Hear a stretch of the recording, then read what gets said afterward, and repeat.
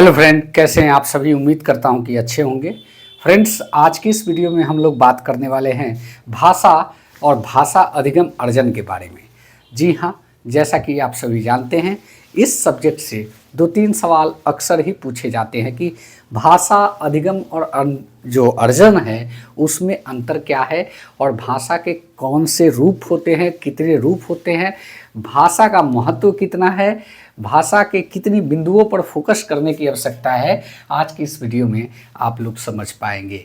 जी हाँ, आपके स्क्रीन पे दिख रहा होगा कि भाषा के बहुत सारे चीज़ों को हमने बोर्ड पे संजोया है, जैसे भाषा शिक्षण के महत्व हो गए और भाषा क्या है, प्राचीन काल से ही भाषा में किस प्रकार से संशोधन और भाषा को लगातार प्रयास किया जा रहा है कि कैसे उसको और आसान और जो है संप्रेषित चीज़ें हैं उसके किस तरह से और जो है विस्तृत किया जाए, भाषा का महत्व क्या है, भाषा का विविध रूप जो है वो कौन कौन से रूप के अंतर्गत आते हैं, बहुत सारी चीज़ें हैं।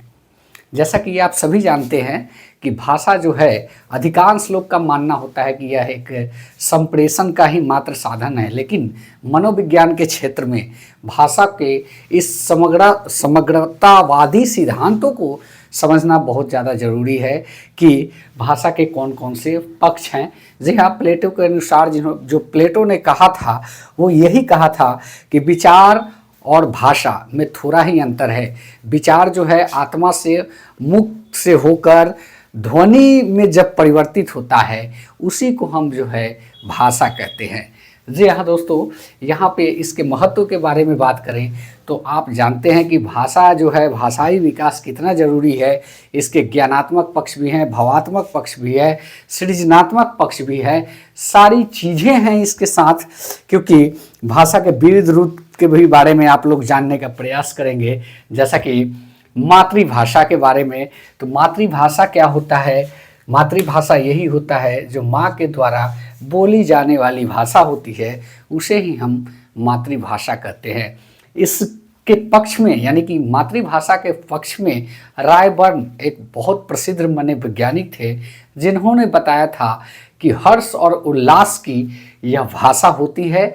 और जो रही बात कि मातृभाषा में अब तक जितने भी शोध हुए हैं, बताया गया है कि बच्चा सबसे ज़्यादा कहीं सीखता है तो अपनी मातृभाषा में सीखता है। राष्ट्रभाषा हम किसे कहते हैं? तो राष्ट्रभाषा जो है वो क्या होता है? ये भी एक भाषा का ही रूप है जो पूरे देश में बोली जाने वाली भाषा होती है, वो राष्ट्रभाषा होती है।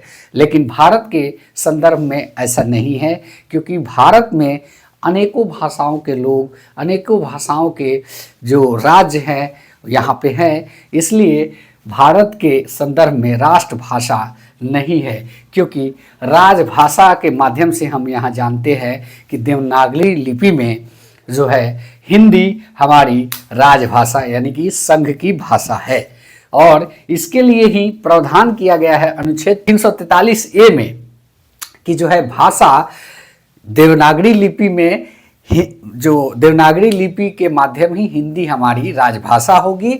और 351 में संघ को यह दायित्व सौंपा गया था कि जो है इसका आप प्रसार करें, यानी कि हिंदी का प्रसार करें।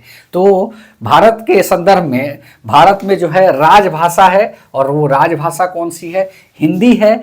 और इसी के अकॉर्डिंग चामुस्की ने भी कहा था भाषा के अकॉर्डिंग कि भाषा जो है बच्चों में सीखने की जन्मजात क्षमता होती है, वो जन्मजात क्षमता के साथ ही पैदा होते हैं। तो ये भाषा के संदर्भ में नोम चॉम्स्की जी का कहना था। भाषा शिक्षण की आवश्यकता कहाँ कहाँ पड़ती है? देखिए, भाषा शिक्षण की आवश्यकता और महत्व बहुत है, जिसके आपको कारण देखने को मिलेंगे। ज्ञानात्मक कारण, ज्ञानात्मक कारण के अंतर्गत ये आएगा कि जितने भी संप्रेषण के माध्यम से आदान प्रदान होती है चीज़ें, उससे हमारी क्या है कि ज्ञान बढ़ती है, यानी कि बच्चों की भी ज्ञान बढ़ती है। इसे ही ज्ञानात्मक कारण कहा गया है। और भाषा शिक्षण में सबसे ज़्यादा महत्व किसका होता है? कौशलात्मक कारण का, यानी कि भाषा के जो 4 कौशल होते हैं, सुनना, बोलना, पढ़ना, लिखना, ये भी बहुत ही महत्वकारी है और ये भी भाषा की आवश्यकताओं और कारणों को पूर्ति करता है। जब तक भाषा के चारों कौशल के बारे में आप सही से नहीं समझ पाएंगे, भाषा को समझना थोड़ा मुश्किल होगा। रसात्मक कारण, जी हाँ दोस्तों, भाषा शिक्षण के महत्व में एक रसात्मक कारण यानी कि गद्य पद्य जो भी है, महान कवियों के लेखक है, वो अनेक सांकेतिक भाषा के रूप में रसात्मक जो प्रयोग करते हैं भाषा का, वो भी एक बहुत बड़ा महत्व रखता है। संज्ञानात्मक कारण यानी कि समझने की क्षमता, सृजन करने की क्षमता, ये भी बहुत ज़्यादा महत्व रखती हैं। भाषा के क्षेत्र में मनोवैज्ञानिक कारण भी है। वो कारण है, इसके संदर्भ में 3-4 मनोवैज्ञानिकों ने भी बताया था कि जो है, अब पियाजे की ही बात कर ले तो उनका कहना था कि जो है संज्ञानात्मक विकास के माध्यम से ही बालक सीख पाता है। और इसके अकॉर्डिंग अगर बात करें, पियाजे के अनुसार ये बताया गया था कि भाषा सीखने के लिए संज्ञानात्मक विकास का होना बहुत ज़रूरी है, ये बहुत महत्वपूर्ण है। इसी के संदर्भ में वाइगोत्स्की ने भी कहा कि सामाजिक अंतःक्रिया से ही बच्चे जो है भाषा सीखते हैं। और पियाजे के एक थॉट था जिसको अहम केंद्रित पियाजे कहा करते थे, वाइगोत्स्की ने उसको अपने शब्दों में ये कहा कि ये आपसी बातचीत की भाषा है, मतलब खुद की बातचीत की भाषा बताई है। और वहीं पे अगर चौमुस्की की बात करें तो उनका कहना होता है कि बच्चे जो है जन्मजात भाषा, बच्चों में जन्मजात जो भाषा सीखने की क्षमता जो है जन्मजात होती है। अब वहीं बात करते हैं कि अधिगम और अर्जन में क्या कुछ फर्क होता है। जी हाँ दोस्तों, यहाँ पे आप देखेंगे कि भाषा अधिगम क्या है। पहले तो ये समझे कि अर्जन क्या है, उसके बाद अधिगम। तो अर्जन जो है आपको मातृभाषा के रूप में मिलती है। जी हाँ, यह बिना कोई व्यवस्थित तरीके से जो है सहज रूप से सीखा जाता है। और वहीं बात करते हैं, यह भाषा अर्जन की प्रक्रिया जो है वो बच्चों में जन्मजात होती है।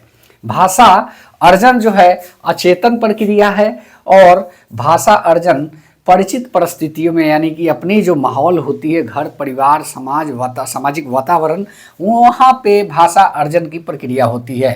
भाषा अर्जन मातृभाषा या क्षेत्रीय भाषा जो आपके होते हैं वो उससे संबंध रखता है। लेकिन अधिगम की प्रक्रिया में, अधिगम जो है यह जो है अधिगम प्रणाली सहज रूप से व्यवस्थित प्रक्रिया में सीखे जाने वाली प्रक्रिया होती है।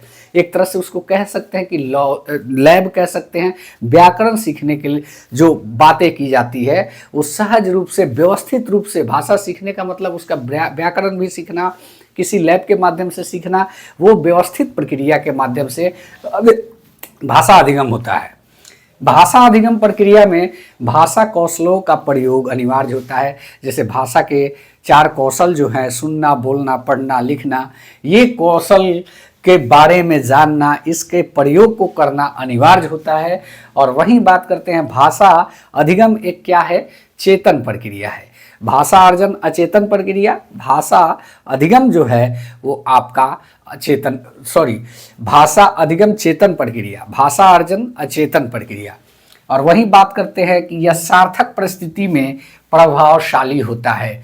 जब वैसी परिस्थिति मिले, जो क्लाइमेट मिले, वातावरण मिले, वहाँ पे ये प्रभावशाली होता है। और भाषा अधिगम के माध्यम से आप जो है द्वितीय और तृतीय भाषा भी सीखा करते हैं। तो कुल मिला के भाषा अधिगम और अर्जन में आपको फ़र्क सीधे मालूम हो गया कि यह भाषा अर्जन जन्मजात प्रक्रिया है। ठीक, ये क्या है, ये आपको व्यवस्थित प्रक्रिया है।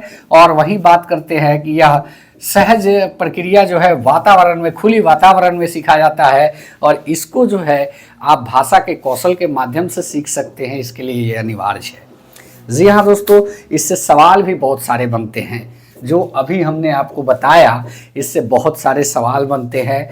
तो कहीं ना कहीं इसके नेक्स्ट वीडियो में हम भाषा अधिगम और अर्जन के सवाल के बारे में डिस्कस करेंगे। आज की इस वीडियो में इतना ही। भाषा कौशल के वीडियो को भी तुरंत अपलोड कर दिया जाएगा। उम्मीद है ये वीडियो आप लोग को अच्छा लगा होगा। अच्छा लगा है चैनल को सब्सक्राइब करें। मिलते हैं नेक्स्ट वीडियो में। धन्यवाद। जय हिंद, वंदे मातरम।